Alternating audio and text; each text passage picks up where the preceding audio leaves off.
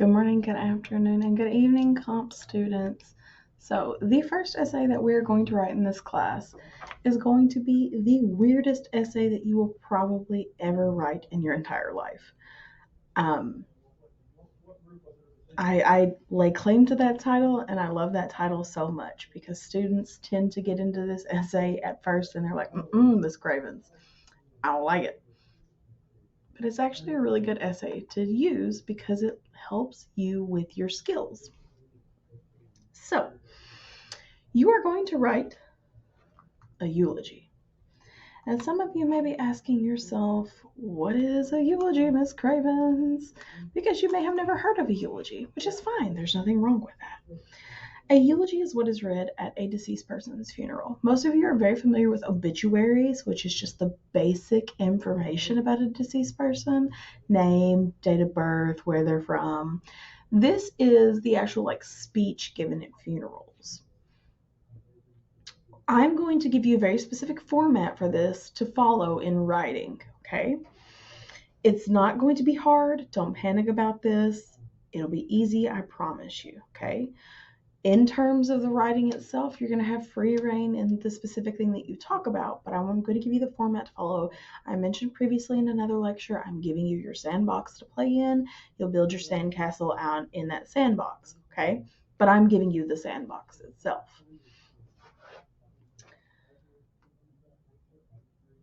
Keep in mind that the eulogy is not an obituary.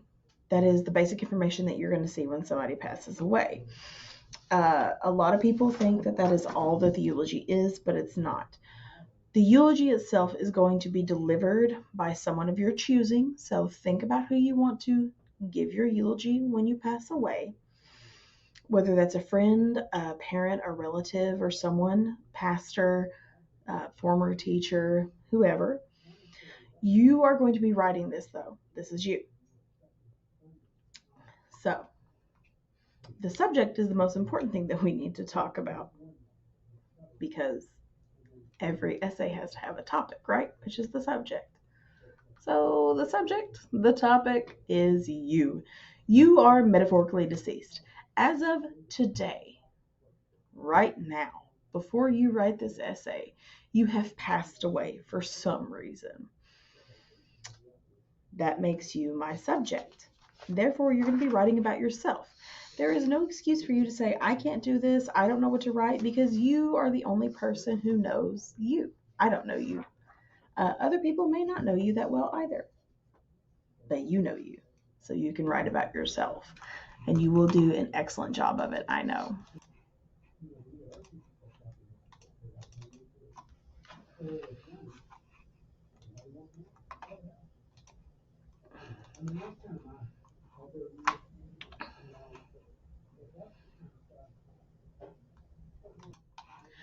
So, because this is about you, the subject is you, and eulogies are only for people who have passed away.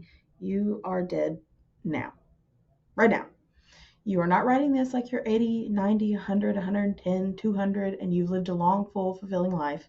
You have already passed away. So everything that's happened up until this current date is going to dictate what is written about you in your eulogy, nothing else.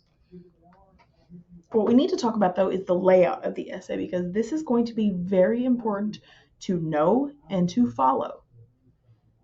Okay?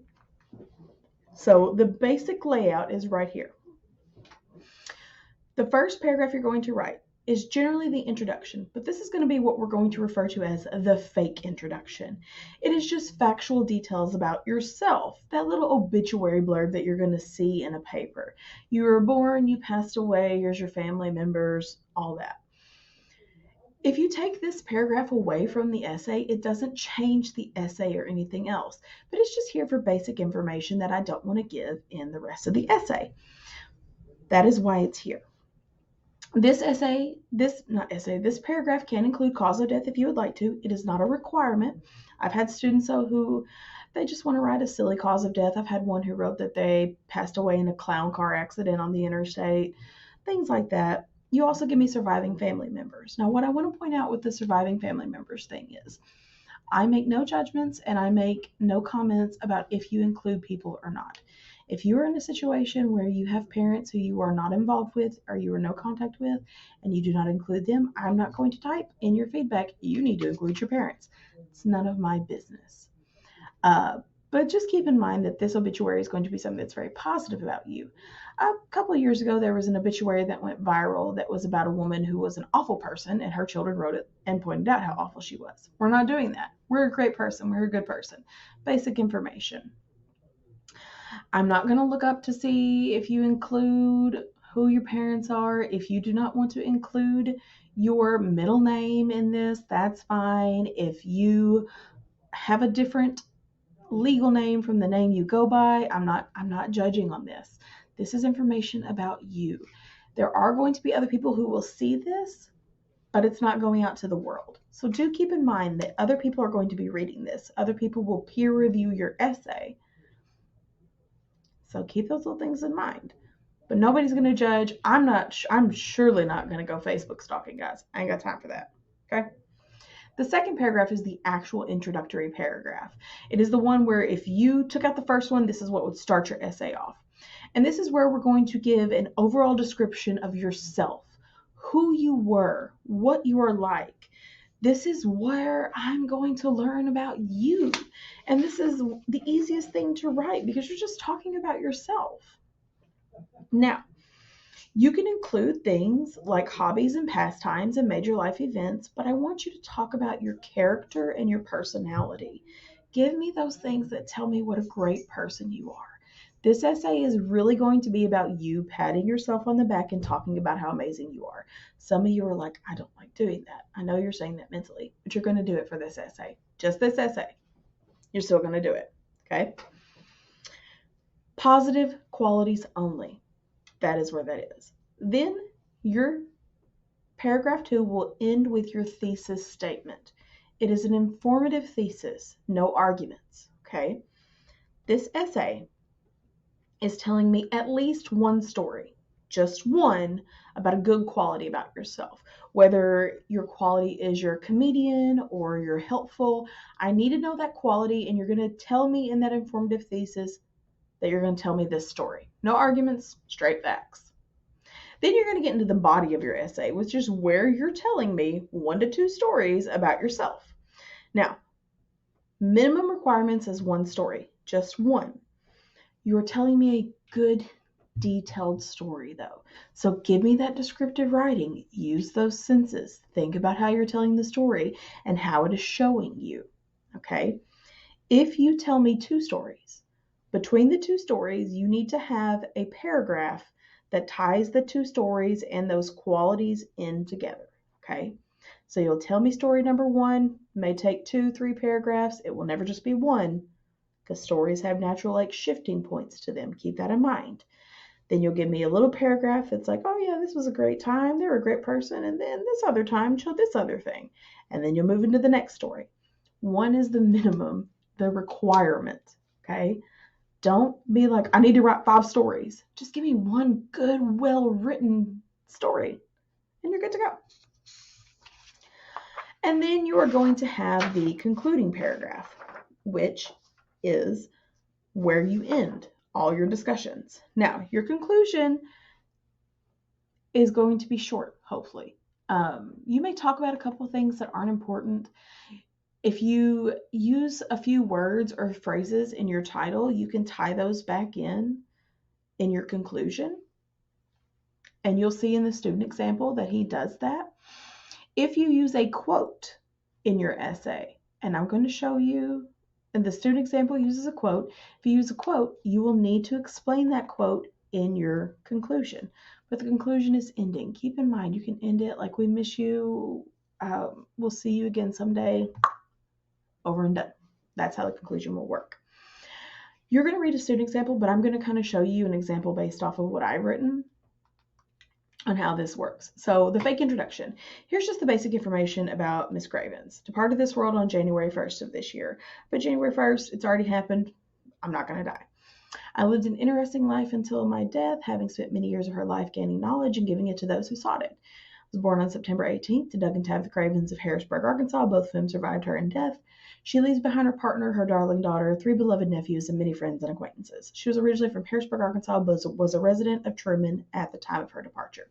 Basic information really gives you nothing else, but like here's what you need to know about Miss Cravens. Okay? Then you can move on to the real introduction. Okay? This is really what I am, who I am. Sabrina was one of those people who was hard to pin down just exactly what she was like when you first met her. She presented herself as someone who had a take no bullshit attitude, but beneath that exterior there was a heart of gold. She had a love for all those around her, offering support and strength when they needed it. It was why she was the Sophia Petrillo to my Blanche Devereaux. She was a motherly figure, and she gave her all to those who she took under her wing. But she was also full of wit and humor, enjoying a good joke or horrible pun just as much as the next person. Her passion for helping others has always been present in her life, even from a young age. So pursuing a career in education was obviously a natural path for her to go on.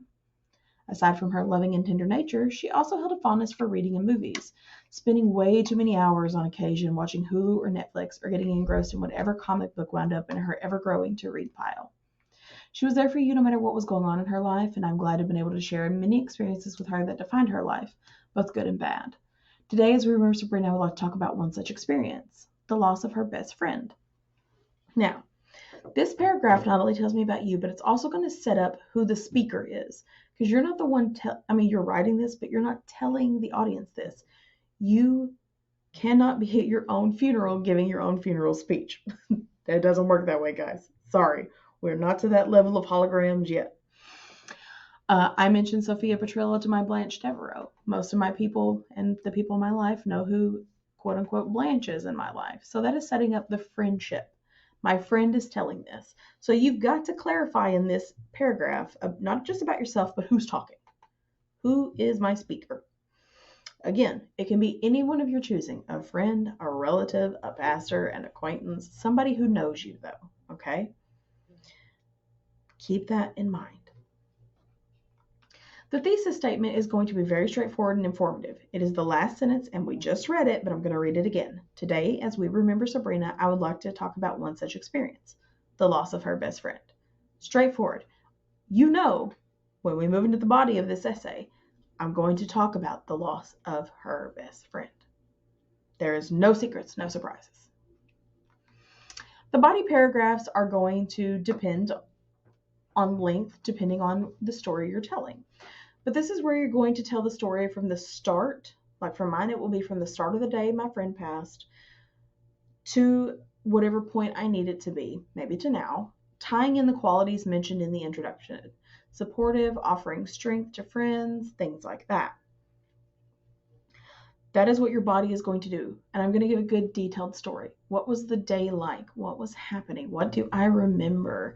What about that changes things? Those are the things that you will give details in. And then you'll end with your conclusion. Sabrina's life may have been marred by dark times, but she had never allowed that grief and darkness to consume her. Like steel forged in fire, she allowed herself to be strengthened by it all, gaining and learning from it. From her first perseverance through one of the darkest times in her life to the selfless way she took on the role of Annie, she became the person we all know and love. It is like the quote I read in the beginning stated, even though love was mingled with grief, it was the greatest love she ever had to give and gain. Sabrina's love for Professor Tolkien's work has been a steadfast thing in her life, much like the love and grief she leaves us with now will be. I will leave you with one last thought from the professor, something Sabrina would want you all to remember. I will not say do not weep, for not all tears are an evil. That ends. That's short, very poignant. Everybody will have tears. They're going about their business, okay? That is the layout of your essay, though. That's how it's going to work. You're also going to read a student example, and you will see how he does it as well. Don't hesitate to use that student example kind of as a skeleton. So take out his stuff and put your stuff in there and look at how he writes. There's nothing wrong with doing that, especially if you feel like you're not a strong writer. You can do that with a student essay. Look at how he writes it, kind of mimic it, okay? Do that. There's no shame in doing that, guys. I do want to point out the setup of your essay, and I know this is kind of like gross to see, but it's here. You are going to be using MLA formatting for all your essays that you submit. So that starts off with your name, then you're going to use the instructor's name. You'll put the class you're in, the date in day, month, year format. You will have your title, which is centered. So mine was Sabrina Cravens, the best in person there ever was.